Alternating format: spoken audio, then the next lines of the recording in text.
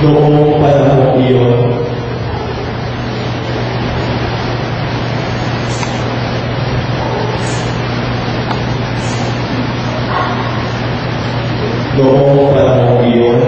iniwan ni Jesus ang mga tao at pumasok sa bahay.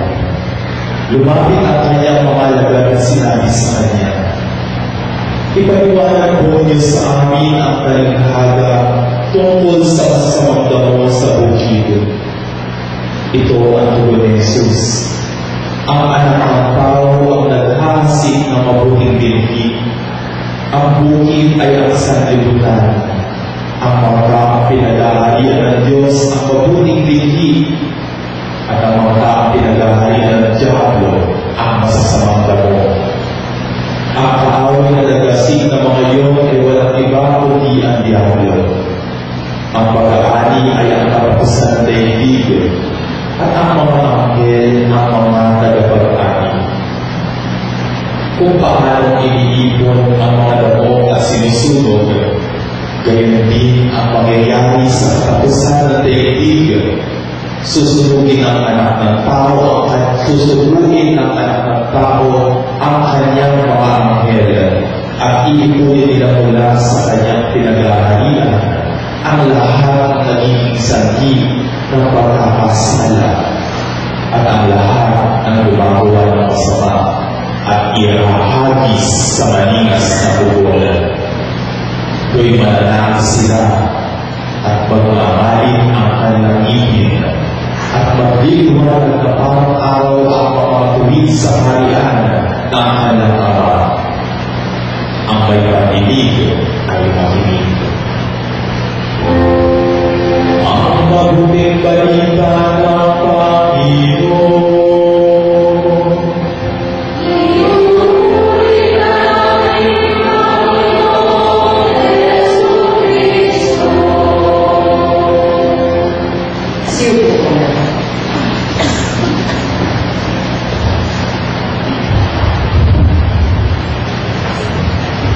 Muli magandang po sa lahat. Hindi kay Moses, kay Father Peter, and of course kay Father Jim. At tinanong na si Bel kung sino yung mga nag-visa. Sabi niya, ganda siya, Father, makinig ko na yung mga parang pare, tapos hindi siya makali, tapos hindi senior lang, tapos ako na, nandun pala ako sa matarangang pare. Well, actually, medyo na 12 years na yung mga pare, kaya talaga medyo matagal-tagal na rin po, no, na pari si Father. Anyway, sabi ko, siguro parang kailangan nasabi tungkol kay St. John Marie Vianney. At medyo may kapabu akong tagpunas dito. Pero may kapabu akong i-share si St. John Marie Vianney. Kasi kung binabasa ko yung buhay niya, pagkatakihan niya, sabi ko, ano yari? Hindi lang may mga katangian ni St. John Marie Vianney. Pagkaiba kami, kaya talaga sabi. Kasi sabi ko, kanina lang nakilala ko, sabi ko, siya ay medyo maligid ang height. Ano? Eh ako ay? Kaya sabi ko, ano yun sa akin, ha? Si St. John Marie Vianney daw, medyo maligid, eh ako ay? Mahal. Nakita ko yung picture na, dati sa akin, sabi daw, eh ako ay, naikili na ako. No, so, maligid siya ako, matangkad. Tapos sabi ko, medyo may kahinaan kaya ulo, kaya may napaka. Okay, sabi, ako. Yun. At tapos ang sapat na tayo doon, medyo sabi ko, medyo hindi siya kaganda akong lalaki. Kaya may napaka. Okay, ano yung sabi? Kaya sabi ko, ano nga ako para kaya nakita ko doon. Meron pa rin sa mga ako. Nung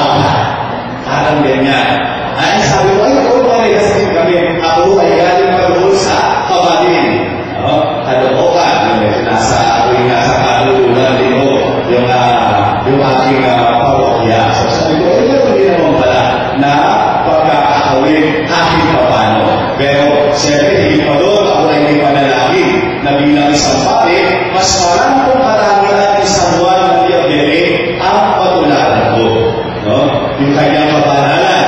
Alam niyo, sabi ko ba alam niyo si Father, medyo biyaya ko ng Diyos, nakakapag-pilgrimage sa ibang bansa. At meron mo na napupuntahan, medyo share ko din ang sarili ko sa kanila. Pag-side view lang nakikita nila, ano, pag ako'y side view, Daniel Padilla, diba? So, nakikita nila, Daniel Padilla, profile. Pag lumalabo ako, ay John Wayne Bruce, no? Pag nakatalito po, ay Piolo Pascual, no? So, nakatalito din ako sa iba't ibang lugar. At yung ibang mga lugar na napupuntahan ko, kalalayo talaga. Pagka nalayo, talagang sinasabi ko, kung wala nang naging santo dito, nagkamupunta rito. Hindi ba? Kalalayo na kayo, no?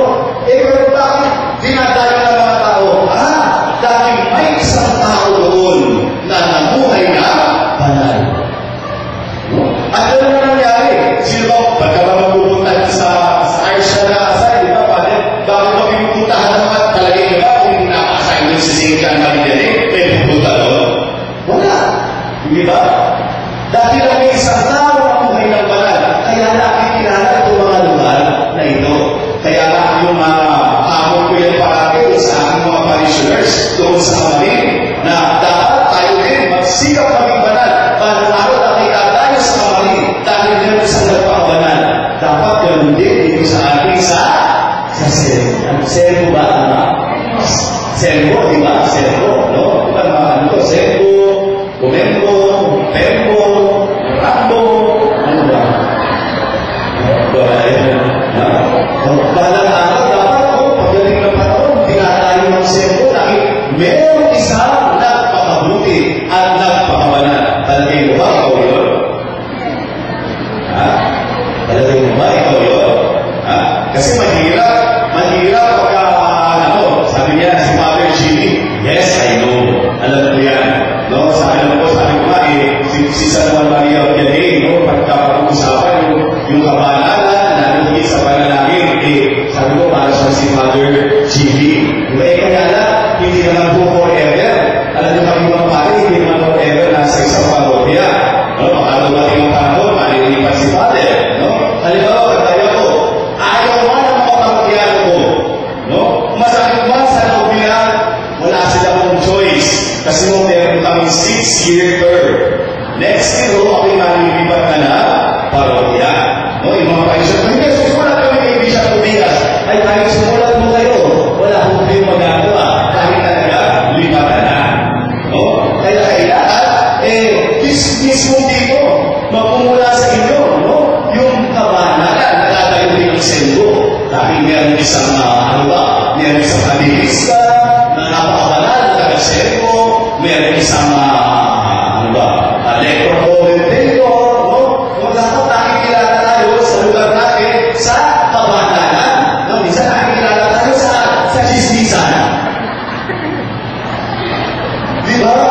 Yung mga organisasyon nakikilala sa lalo. Kung organisasyon, sumali siya. Dapat ba sa chismisan? Hindi sa kabanalan. Yung dapat tayo nakikilala sa kabanalan. Alam nyo, nagpapasalamat ako sa Diyos na ako'y minsan dito sa Novena Mass sa St. John Maridele at sa papistahan ni San Ignacio na Loyola. Alam nyo, itong dalawa ko, isa sa tayong dalawa sa mga pabuling kong santo dahil sa San Ignacio po ng Loyola ay nakatulog din namin doon sa pinanggalingan ko ng seminaryo. Ako galing sa San Jose Seminary kung saan ang mga pabuling ay mga Jesuita, na Jesuits, na ang kanila namang parang pinakapinuno ay si San Ignacio. Kaya mamaya ko, may mababamitin ako na mga ilang mga pwede natin matutunan San Ignacio. Mamaya ko yun kasi nasa ano pa lang ako, nagpapahinit pa lang ako. Nagpapahinit ako pilit, no? Nagpapahinit pa lang ako nung lagay na ito, no? Kapag sila, kaya tayo matatapos, no? Pero anyway, siguro maganda balikan natin yung ating ibanghelyo. Sabi nito, iba rin yung pinaniwala, yung pagkakaroon ng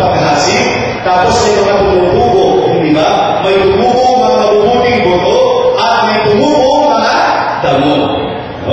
Minsan, mabilis tayo mag-judge, di ba? Maghusga na, ay, buti na lang ako, mabuting buto. Ay, kung katabi ko, ako, damo yan. Naku, buti na lang, itong si ganito, mabuting buto. Kung si sister na yan, ay, damo yan. Minsan, ganyan tayo, di ba? Meron tayo mga pinapagaan, ito naman, ito ay mabuting buto. Pero sabi ng isang binasa ko na libro, di ba, natatandaan nyo, sabi ng mga alagad, Panginoon, gusto mo ba punutin na namin yung mga damo? Di ba, may gano'n? Sabi ng Panginoon, baka mabulot nyo rin ang trigo, yung mga magagandang buto, mabulot nyo rin. Siguro, kasi nga, kaya hindi dapat agad-agad yung punot yung panahon naman na may harvest time. Pero kasi, bakit daw hindi dapat? Kasi sa totoo naman, yung damo at mabuting buto ay hindi naman niya yung pinonsida ito. Mabuti ito si damo. Hindi. Parehas ko, yung dalawang yan. Yung damo at mabuting buto, parehas na tumutubo sa ating puso. Depende yan sa atin kung anong gusto nating diligan, lagyan ng palaba para lumabog sa ating puso. Parehas yan sabi tumutubo sa atin. No? Hindi pwede sabi mo puro mabuting buto ka na ito. No? Of course not. No? Sabayan tumutubo ang damo at trigo. Magandang buto. Ngayon, depende na kung pag nag-harvest ang Panginoon. Siyempre, babalik ako pa amin para tingnan kung ano tayo. Makikita kayo kung anong tinigan mo at ilagaan, yun ang mas tutubo sa iyong puso. Kung ang tinigan mo ng tinigan, habang nabubuhay ka dito sa mundo ay sama ng loob. Ang aanihin mo din sa katapusan ay sama ng loob. Diba? Kung anong tinahin at inalagaan siya mo, aanihin. Kaya dapat careful tayo. Kumusta ba tayo? Ano ba inaalagaan natin sa ating buhay? Kung bakit naman napakasarap mag-alaga ng sama ng loob. Magulat ko yung ating lang ito, may sikreto lang natin. Sikreto lang ito, makalapit ko sa parokya ko Noong minsan ko, nag-bless ako ng isang bahay. Sabi ng isang member ng aking organisasyon. Sabi niya, naku bakit? Isang araw ko, may karang bumili ng tungkol sa pagkakasundo. Yung isang ko, tinabibisikan ko, nakakap ko. Sabi niya, pwede naman, tita, sino ba yun? Huwag na ako, huwag na. Sabi niya, sige na, ay naman, isipin nyo na sa akin. Sabi niya, kilala ko, pinapakalang kinatotobra. Sino yun? So sinabi niya yung pangalan. Yung babae, sinabi niya, kaka-member pala ng lektor. Ilang taon pala. So sabi ko sa kanya, nakulabas. Sabi ko, pamabubago. Alam ko, yung isang ito na medyo masama na ko niya doon sa, matagal na member ng simbahan. Matagal na active. So sabi ko, ikaw naman, matagal ka na sa simbahan itong bago natin, 3 years pa lang, at kailan mo kayo hindi nagkasundo? Ibig sabihin, bago na, bagong member pa lang din ng simbahan kaka-member pa, so bago pa lang hindi yung magkakasundo, ay hindi pa yan. Yung pa lang yung lang member, pero dahil pang nandoon sa community, matagal na. Ay, gano'ng matagal na ako? May ilang taon na ba? Kasi 6 na taon na ako na, akala ko sa tayo pa, na nasamahan sila na doon. Ay, hindi father, yung mga tayo ni Father John Morona. Oh my God! Yung time mo ni Father John Morona, it was like 15 or more years ago. Imagine, 15 years ago na, hanggang ngayon, masama pa rin ang loob niya.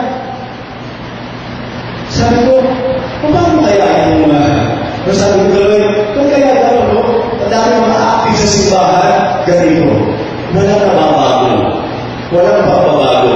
Siguro, sasend mo yung konti. Kasi mo, alam mo yung mga tanong ko na ganyan, nasagot minsan isang gospel, nung nagdihinag na isang Sunday gospel, nasagot yung katanong ko. Sabi ko, bakit po Panginoon? Kasi bakit po tinatanong niya, may 12 years as a priest. Bakit po tinatanong, Panginoon, bakit po gano'n? Itong mga ito, nagsimba ng chismosa, na matapos sa misa, umuwi, chismosa na rin. Panginoon, itong mga ito, nagsimba ng mga naninigarilyo, pauwi, naninigarilyo pa rin. Panginoon, itong mga ito, nagsimba ng babaero, pauwi, babaero pa rin. Panginoon, itong mga nagsimbang ito, mapanghusga, pag-uwi mapanghusga pa rin. Ano kung nangyayari? Nagsisimba naman. Yun ang maaking tanong, until magkaroon na isang ebanghelyo. Mga 3 or 4 weeks ago, meron pong isa na natatandaan niya yung gospel, nung babaeng pinudugo na ilang taon? 12 years siya pinudugo. Tapos sabi niya sa sarili niya, kung mahawakan ko lang ang damit ng tao nito, ang laylayan, gagaling ako. Ano sabi sa Ebanghelyo? Ang dami-dami taong nagsisikan para makalapit kay Jesus. Di ba? Ang dami taong nagkakagulo kay Jesus. Sobrang sikat na siya that time eh. No? Tapos kung babae, pinudugo, so you can just imagine tapos siya nakalapit kay Jesus. Talagang mahirap. Nakadyan siya, nasigo siya para makawakan niya yung laylayan. Nung makawakan niya yung laylayan, nung damit ni Jesus, agad-agad siya ay gumaling. Agad-agad. No? At anong sabi ni Jesus? Sabi niya, who touched me? Sino humipo sa akin? Anong sabi ng mga alagad? Okay ka na, Lord? Hindi mo nakita tayo magsisiksikan. Tayo pa marami na nakabulbul sa'yo, marami na nakadulbul sa'yo, marami na nakasigo sa'yo, tumingin sa'yo. Tatanungin mo, who touched me? Sino humipo sa akin? Pero ang tunay na ibig sabihin ng ating Panginoon, ang tunay niyang ibig sabihin, dahil naramdaman niya na may gumaling, may nabago, ang ibig niyang sabihin talaga, who really touched me with faith? Sino ang tunay na humipo sa akin na may pananampalataya kaya siya ay napagaling? Kung mabasa ko ito, yung palang sinabi ng Panginoon, nasagot ang aking mga katanungan. Now I know kung bakit may mga nagsisimba na nagsimba ng chismosa pag-uwi, chismosa pa rin. Nagsimba ng manginginom pag-uwi, manginginom pa rin. Nagsimba ng napaka-judgmental pag-uwi, judgmental pa rin. Nagsimba ng napakatakot pag-uwi, matakot pa rin. Alam ko na ang sagot. Maraming nagsisimba, nakikipagsiksikan na, pero hindi tunay na makahawak sa Panginoon ng may malalim na pananampalataya. Kaya hindi mapagaling, hindi mabago ang Panginoon. Ngayon, marami ulit tayo. And I am so happy. Alam nyo, tuwing nag-imisa ako ng Lubina Masses, isa naman ko sa pinakamarami nag-attend ng Lubina Masses. Palakpakan natin kayo. Pero ganun naman, may hamon sa atin. Kapatid, ikaw may narito para makipagsiksikan lang o para tunay na humawak sa Panginoon na may malalim na pananampalataya. Kaya uuwi ka ngayon na nabago at napagaling. Ano kaya sagot? So, tingnan niya kung sino yung chismosa. Tingnan niyo kung bukas, chismosa pa rin. Pag chismosa pa rin, ibig sabihin, kahit ngayong gabi, nakipagsiksikan lang siya. Tingnan niyo naman, mga linggong isa natin, di ba? Puno, siksikan. Ang dami doon nakipagsiksikan na. But they were not really touching Jesus with faith. Kaya minsan tayo mga Katoliko, napupulaan. Amen? Napupulaan. Kasi panasing pala natin kaya naman isang araw, ano ang gospel natin? Dapat tayo ay mga levadura, yeast, na nagpapalasa sa isang komunidad. No? Dapat tayo nagpapalasa sa isang komunidad. O talagang ganun ka? No? Sa iyo ka sa komunidad, sa pamilya mo. Ikaw ba talagang levadura? Talagang yung pamilya mo ay natatalang sa Panginoon? O, halimbawa, sabi ko sa mga parishioners ko, paano mo malalaman kung sa pamilya mo ikaw ay mabuting libadura na talagang yung pamilya mo pinanalang palapit sa Panginoon?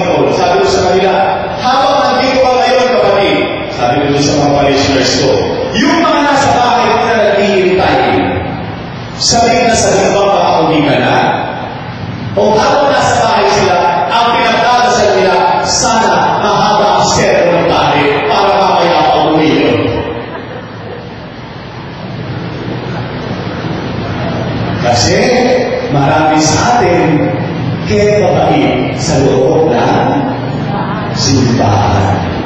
Kaya huwag ka pagdating sa bahay, number 1, memorize lahat ng mura. Nangyayari ba yan? Nangyayari yan? O yan, yung mga nag-guess. Hindi sila yun. Di ba? Nangyayari yan. Ganun na lang sa akin na mga anak na ng mga akit na nagsisimba Kasabi sa akin mga anak, Father, pwede ba siya na si inay? Kasi nakikita namin, pagka nandiyan ko sa parokya, ay bakit talagang, ay, Father,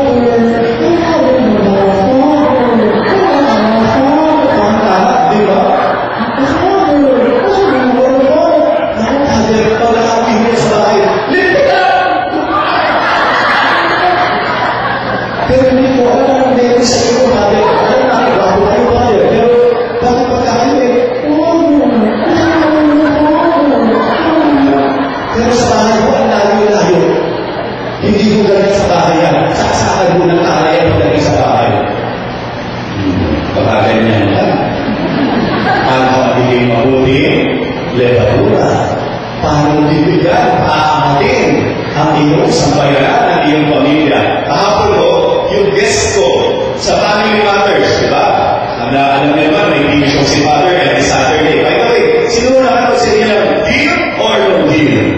Wala. Doon ako yung Sabado Tama ko sa kaya sa alas. Kaya nga ako, yun daw, so far, pinakamataas na rating ng deal or no deal dahil nandun ako.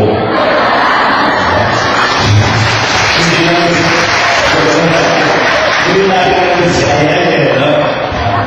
May TV show si Father ang aming taping every Monday.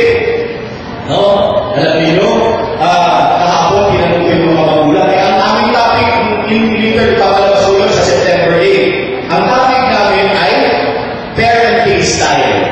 O, pagpapalaki, anong style ng pagpapalaki ng mga bata, ng mga magulang, ng mga anak nila. Alam niyo, yung sinasabi ko sa inyo na minsan ang mga magulang hindi nagiging mabuting levadura. At nakakatuwa naman, dahil yung guest ko kahapon ay napaka-honest ko at yung tatay na naluluha habang sinishare niya yung conversion niya. Kami nga, alam mo, Father, dahil mo ako ay anak ng pulis, grabe mo yung pagpapalaki sa amin na bawal mo mag-aamali sa bahay at hindi mo ang nadala ko sa aming tahanan. Bawal magkamali. Kaya sumilit yung babae, sabi niya, kaya alam mo, Father, may panahon dati sa amin, yung mga anak ko hindi nagsasalita dahil natatakot sila magkamali. Dahil kunting pagkakamali lang ang mga sinasabi niya ng salita na napakaupo mo, napakagano mo. Ganun magsalita yung tatay. Doon sa kanyang mga anak, na lately na-realize niya, mali pala, hindi dapat pala sinasabihan ng gano'n ang mga bata. Ako lang po, pagka nimisa ko gano'n, yung mga bata, tinutulak ko yung mga bata. Sabi ko sa mga bata, o mga anak, pag sinabihan kayo ng nanay nyo, napakatako. Pag sabi ko sa kanya, of course, kayo ako lang, anak. Di ba? Kayo naman mga anak. Kasi minsan ang mga magulang, kaya yung brutal. Alam ko, gusto nila, mapakala nila, but the way you say it, maraming magulang, doon sumasablan. Meron kong kinausap, kinausiling, mag-ira, na talagang hindi nagkakasundo. No? Sabi mo, nung nanay sa akin, Father, lahat naman sinasabi ko sa kanya para sa kabutihan niya, para sa pakal niya. Ano sabi nung kausap ko na anak niya? Opo, Father, alam ko naman yun. Kaya hindi ba niya pwede sabihin sa akin na mas magandang paraan? Halimbawa ko, alam ko, Father, medyo malaki ako. At gusto niya na ako ay magpapayat at maging malusog yung healthy ang aking mga katawan. Pero tama po ba? Kapag sinasabi niya yun sa akin, sabi niya, kain ka naman na kain, kain na ako. Nagulat ako, meron pala mga malunan kung magsalita sa anak. Isipin nyo, kung pagdating ko sa eskwela, yun na yung pinutokso sa kanya. Tapos sa bakit lang pala ko sa akin ng ina. Kaya sabi ko sa bata, ay sana po sinabi ako ulit, sabihin ko sa nanay mo, syempre, ikaw ang inahin. Kaya be careful what you say to your children. It might just reflect kung sino din kayo. Kasi, kayo malaki makukuha ang ugali natin. Kung sinasabi mo, napakatama ko, sino at bumalang siya ng katamahan, sino po ng katamahan? Di ba ikaw? Kaya ingat kayo sa sinasabi mo sa mga anak ninyo. Kasi kung ano sinasabi niyo sa kanya, ibig sabihin, gawin mo lang din sila na malaki. So, sino may kasalanan? Hindi yung bata. Sino? Ikaw. Tingnan mo ngayon yung magulang. Ano po ang pinakamahirap sa pagpapalaki ng mga anak? Nagulat ako. Alam ko isasabi niya kung sa mga bata. Alam niyo ano sinabi niya? Kasi one time yung kanyang panganay naglayas. Sabi niya, ang pinakamahirap po sa pagpapalaki ng mga anak sa aming mga magulang, sa aking personally father, sabi ng babae, ay yung aminin sa sarili ko na may pagkakamali ako sa pagpapalaki ko sa anak ko. Kala ko sasabihin niya, mas matigas mo ng bata, hindi. Ang pinakamahirap daw sa magulang ay aminin niya na mayroon siyang bahagi ng pagkakamali kung ang kanyang anak ay rebelde, suwain, kung ano na kinakailangan niya kasi pag simulan mo na aminin yung pagkakamali mo, doon mo lang sisimulan din baguhin. Hanggat hindi mo inaamin at ang feeling mo, ako ang magulang dito, ako ang maraming tama, it will not work out. First who are you to say that? Ang kapal ng mukha niya. O di ba muna ba? O tama? Kapal mo. Sino ba? Ako tatay dito. Kumasunod. Gano'n? Talaga? May mga ganyan na ba? And how dare you? Yung sinasabi ko marami. Papasok kayo sa isang buhay. Pagkatapos hindi mo kaya panindigan, o paano? O dami ko pinanalangin kita. O, pagpitintin mo na. O, dami ba panindigan mo? Para! Siya nga, kaya ng bata, makulit. Tama ka rin. Okay na. Bata eh, makulit. O sige, sabi sa kanya inay. Pagdadasal ko na huwag na, pumulit ang anak mo. O paano yan hindi pumulit? Pagdadasal eh. O di ba, pag may sakit, hindi na makakulit. Ano mas gusto mo ngayon? Yung makulit ang anak mo, nagdalalan dyan at kalusot, o yung nagkasakit at hindi na makakulit. Yung father, tinali na makulit. Basta wala sakit. Kung hindi mo ba lang gusto ng bata makulit, dapat hindi ka na nagkasawa. May choice ka naman, di ba? Ako. Hindi mo kaya. Promise. Hindi mo kaya. No, patuloy ako sa bahay. Kanina, nasa bahay ako eh. Kasi ayaw ko kumalit dito. So, alam na hindi ka na. Sa bahay ako na sa Makati, sa Kalana. No? Andiyan yung mga pamangkin ko. Dito ba? Halik dito. One and a half hour lang. Okay na ako. After 1.5 hours, okay na you go back to your umuwi na kayo sa bahay nyo at tumulong si Father. No. Go home. Kaya hindi ako na asawa. Dahil hindi kaya ng gano'n, ulit.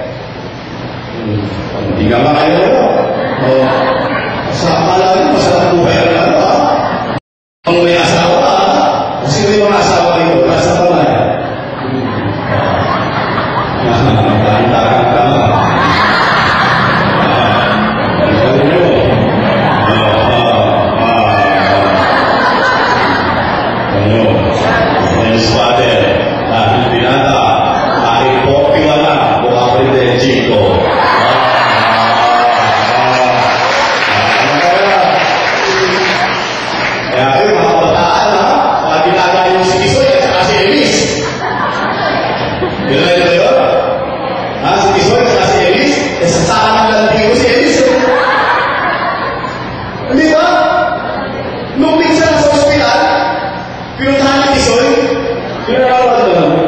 O, pinuntahan ng Quezon. Inaakap sila. Papaalam na si Quezon. Aalis. Sabi niya, nagpapako ako sa tatay ko na mag-aaral ako ng mabuti. Pagkatapos magtatrabaho ako, babalik ang kita. Kung sabi mo ka ako babae, hindi ko kaya mabuhay ko wala. Kakatapos sinasampal. Sa akin na lang din ang walang yan. Sabi na naman gagawin ko lalaki, mag-aaral na mabuti para pagkita siya, okay kasi. Hindi ko papakain ko ng pagmamahal kung may sakit na yung anak ko. Sasabihin sa anak ko, okay na lang ha, di ba may sakit ka, mahal na lang kita eh. Sabi niya, hindi mo pinapalabas na ano? Okay na lang. Yung pinapalabas ko ay hindi ganyan. Be careful with my heart. Ganda! Uy, tapos yan, sinisip na siya. Ayun na, di ba? Nung nabigyan na ng pera, sinisip ako siya, nakakasal niya na si Maya. Di ba? Mas maganda yung tinuturo na values sa be careful, di ba? Tinuturo dapat ang pamilya nagkakaisa. Sabi? Uy, di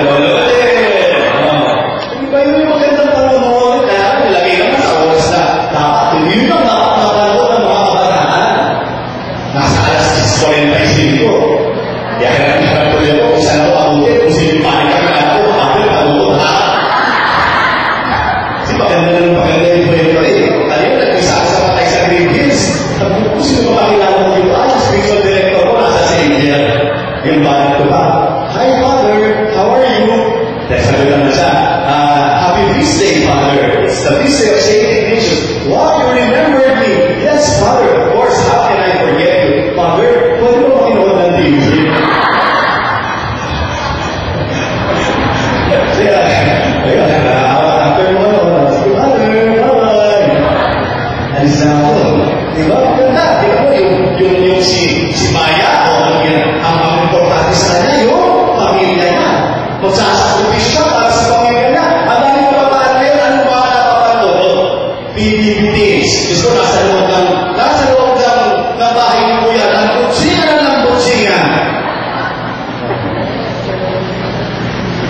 Tapos yung magkagayahin ng mga kabataan. Diba? Inukwento ko naman mo sa akin, hindi mo naman napapanood. Akala ko nalulunod ako. Pagkakot na akong gano'n, inuwi ka lang. Pero sinasabi natin, dapat sa ating tahanan, tayo nagsisilbing huwaran. Kung paano kami ng pare, di ba? Kaya nga sabi niya sabi ni St. Ignatius of Loyola, sabi niya, do not decide. Huwag ka daw gagawa ng desisyon kapag ikaw ay sobrang depressed o sobrang lungkot. Huwag kang gagawa ng desisyon. Akala ko yun lang. Meron pa ng other side. Huwag ka rin gagawa ng desisyon pag ikaw ay sobrang saya. Malamang sa hindi, yung desisyon mo mali. O hindi ba? Pero paano mo magkayaan pa? Dito sa sobrang saya, magkakapali. Hindi ba? Nung naging shota ko yan, ang saya-saya ko, tatlubang pala kayo. Piniyaya ka pakasal, kumayag ka dahil nasa cloud nine ka, nasa kayo ka ang stage ka. Nag-desisyon ka, hindi, pahilap na ako. Hindi mo alam, pinapasok mo ang habang buhay. Yung pala, pagdating ka pa, hindi mo pa siya kasama kaya, at kung pala kayo, sumigil ka ng sumigil. Dahil hay ka, masaya ka. Pagdating ng panahon, saka ka nagsisisi sa naging desisyon. Maraming nagkakamali ng desisyon pag sobrang depressed ka na. Yung daw, sabi ni St. Ignatius, do not decide kapag ikaw ay sobrang saya, hay ka, o ikaw ay sobrang depressed. Kaya mo na ang iyong pakiramdam ay balanse. Hindi ka masaya, hindi ka naman malungkot. Most probably, yung decision mo doon ay medyo hindi clouded, hindi napapahiran ng ako at yung nararamdaman mo. Yung sabi ni San Ignacio ng Loyola. Kaya gusto ko mga kapatid, sa pagpatuloy ng ating pagdiriwang, ngayon din, sabi ni Reverend, ay itong misa nito ay misa na para sa mga pagpuli, no? Ito yung request ko. Alam nyo, ito, request ko nga na ito. Kasi kalipat na ako, sabi ko, kaya ako lang sinabi ko sa mga parishioners ko, kasi makakala nila, para sa akin, yung sinasabi ko, ngayon nilipat na ako, kaya sinabi ko na sinabi. Sabi ko, dapat ang nilakaman nyo, ang pari nyo. Sabi ko sa kanila, dahil na yung tigahin nyo. No, dapat mamahalin ninyo. Halimbawa ako, minsan nag-pilgrimage ako.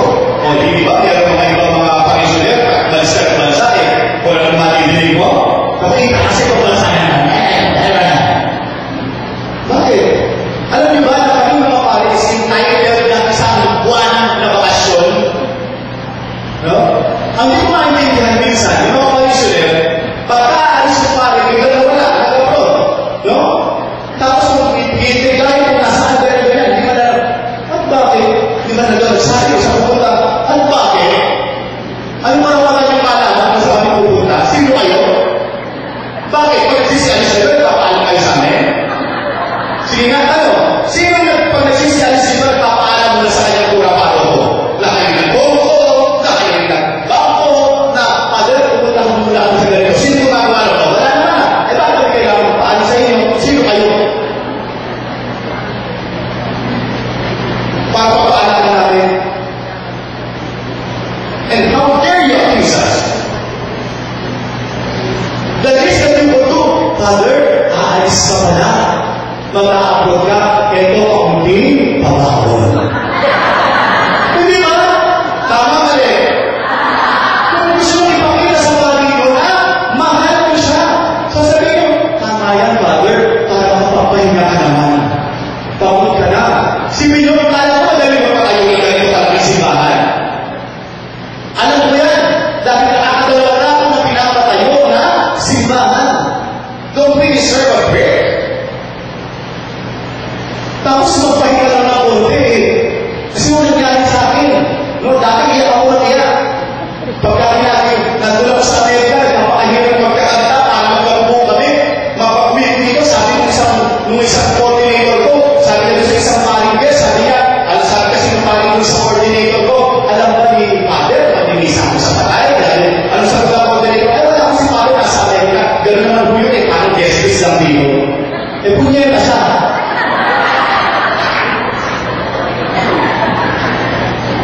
Dati yung pagbalik ko, sinabi sa akin yung kaibigan ko ng pati, kapag niya. Sabi ko, ganito ba, Lord? Mandaran ako. Ay, simula nung alam ko ng style, wala nang makaano sa akin. Lahat ka nang itinitiga sa akin, pinagdasal ko na puli ng Panginoon. Alam nyo na yan, sinabi ko na yan, last na wala, di ba? Nakikiluhan ba? Dalawa lang yan, kung wala kang kinukuha, ay, ano nangyari? Nagsibagin. Diba? Sa halip na alagaan ng mga pari, kung mawala kami, sige nga, sa inyo pwede mag-misa. Sige. Tapos magkanan dyan eh, sa halip na alagaan, ang dami-dami pwede makita. Parang isa lang ninyo. Ang dami pwede makita maganda sa mga anak mo. Hanap mo yung pangin. Sa kapwa ko, sa simbahan, ang dami pwede makita maganda. Hanapin mo yung hindi maganda.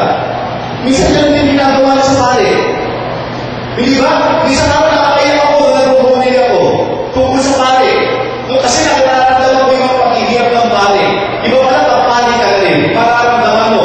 Kasi yung talagang din yung ginagawa. Meron kasi kami batang pare ngayon. Sa diocese na hirap na mag-solinsin, nagkakakanta, nagpapapolo. Eh kung hindi naman saksakan mga kulit ng papolo, kaya ang marami magpapolo. Sige nga, nagpapolo na lang iglesia ni Cristo. Pinalitin yung iglesia na nagpapolo. Nagpabigo? Wala. Bakit? Nagbibigay sila ikapo mula sa cross nila. Sino ito ang totoo? Nakatingin ng Panginoon. Nakatingin si Lord. Sino sa inyo ang talagang pag tinanggap yung sweldo niya? Cross 10% binibigay niya sa simbahan. Taas ang kamay. Okay kayo? Di ba natin?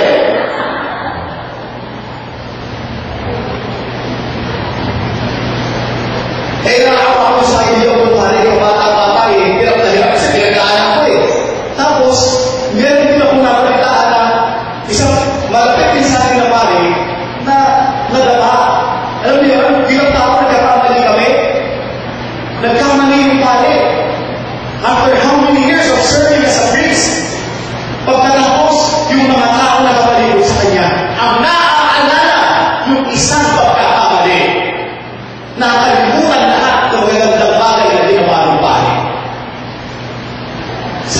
nice. You are so unfair.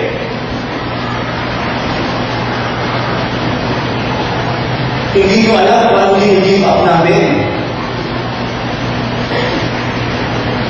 Isipin nyo, yung itsura mo nito. Kung nag-artista ako, kumikita na ako ng malaki na yan. Ano na nyo ba? Ay, gusto nyo, aso yung ating apps nyo. Gusto nyo? Maglaway na kayo. Pagkatapos sa nagkaalam na atin, hindi ba, alagaan nyo yung ating ninyo, mga kapatid. No? Para, mas lalo kami magkaroon naman ng inspirasyon sa aming paglilingkod. No? Pag minsan kumilita ko na intindihin nyo, hindi naman natin araw-araw na kaya namin, hello, ako kahit ako marami na kami, minsan nagagalit din ako, ako na eh. Di ba? Intindihin nyo, makapapula sa father. No? Hindi eh. Minsan nagagalit, kung galing ng tayo na, intindihin nyo, kapila sa father, ha? Ngayon bukas na ang banana yan. Kasi ngayon ay araw ng misa para sa mga tayo.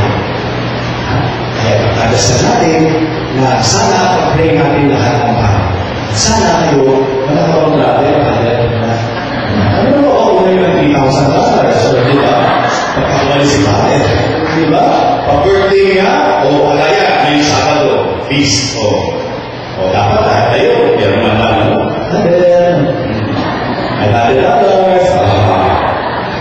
Malaki naman. Hindi, alam mo, wala sa laki yan. It's the thought that counts. When I left for Europe, pero isang very small lady na matanda na. And I was really touched nung pinakita niya ako. Sabi niya, Father ko, kunting bako mo. Inabi niya sa akin. Kung tingnan ko, kagasasin naman namin doon, euro. Kung tingnan ko, 150 pesos. Thank you po. Tapos sabi ko, thank you po, Nay. Sabi ko, sanayin niyo ba, pagdating ko sa airport, ginutom ako, hanap ng baga, wala ako. Alam mo, ang ginasos ko, yung 150 pesos na binigay ni Nanay sa akin. Kung hindi na binigay ko, wala ako maibayad ko sa akin. Malaki ba yung 150? Sabi ko, hindi nalaki yan yun. Lalo sa iyo ako pupunta. Pero yung naaalala ka, yung nabili sa akin, hindi active sa simbahan. Kagulat-gulat talaga. Yung mga active, yung mga may request na manita na rosaryo, wala akong manita. Kahit sino wala. Diyos ko, wala talaga. Mundo. Ang nagapos sa akin, hindi ko inaakala. Pero yung mga tumakalakasan, ay sino wala ilabos. Pero hindi ko kasi, ngayon alas na ako, pinili ko ngayon. Nasabi ko, next year, sana mahalin mo yung paring papalit sa iyo. Definitely, hindi na kasi ako ko, mahirap kumana to. Definitely, hindi kasi talino ko, mahirap kumana to. Pero kahit sino ba siya, dapat mahalin niyo ang paring ninyo. Amen? So sana, mamahalin niyo ha, yung mahal niya sila Father.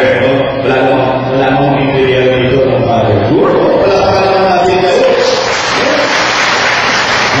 Actually, ito ang sinasabi sa inyo, pagkakahimin po ako doon na nag-praise, isa sa pinagdadasal ko, sana, sa lahat po na iniisahan ko, hindi lang dito sa parokya ko, lahat po na nag-aaway at ang gusto sa paring Panginoon, ulit nyo lang. Ngayon, kasama sa prayer ko, kapag-praise ako, kaya kung meron po namin dito, ay subukan mo. Ang tayo ko, hindi naman. Isang buwan na. Isang buwan. Ay, pustahan tayo.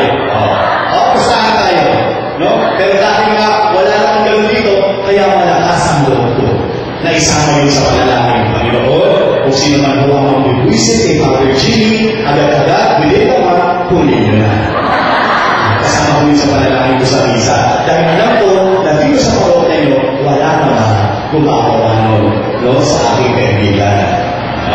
Kaya ayaw ko na magkasal